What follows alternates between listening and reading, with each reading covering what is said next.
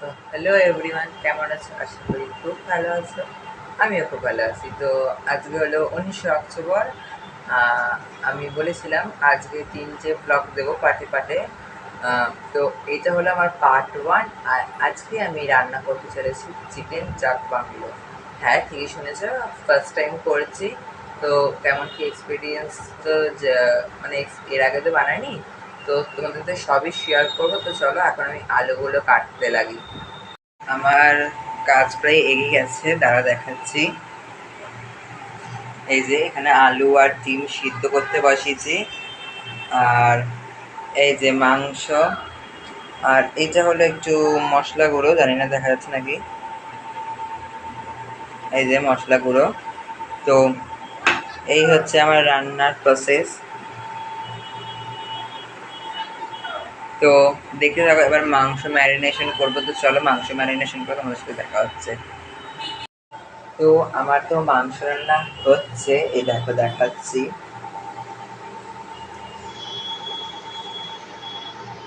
এই যে চিকেন জাক বাংলোর আলু। তো এখন এই আলুগুলো আর ডিমগুলো দেবো একটা একটা করে। দাঁড়া, ডিমগুলো আগে দিয়ে দিই। আর আলুর পালা।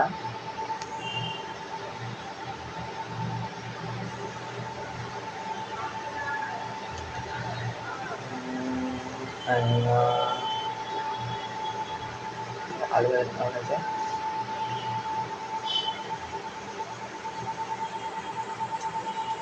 আলু ভাজাটা সেই হয়েছে, নুন ঝাল মশলা সব ঠিক আছে। তো চিকেনটা হবার পরে আরো ভালো বুঝতে পারবো। তো দেখো,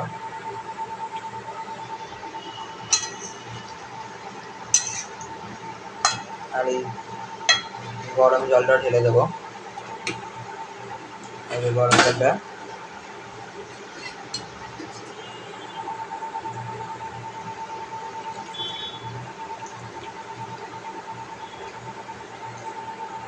তো কষানো যাক এখন। তো চলো করছি, তোমাদের সাথে দেখা হচ্ছে। ইয়াম্মি। সেইবার মাংসকে তোমাদেরকে রিপ্লাই দেবো। ফাইনালি আমার রান্না শেষ। দেখো, জাস্ট ইয়াম্মি।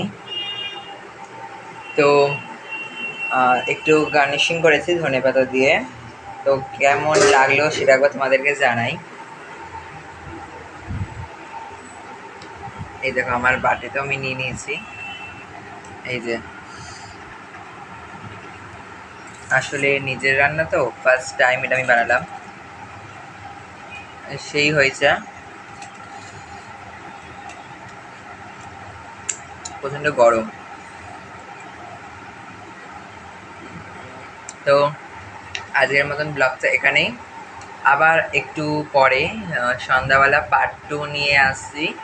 তো এখনকার মতন টাটা বাই বাই। আর ব্লগটা ভালো লাগলে সাবস্ক্রাইব করে দিও, আর একটা লাইক করে দিও, আর শেয়ার করে দিও। Thank you.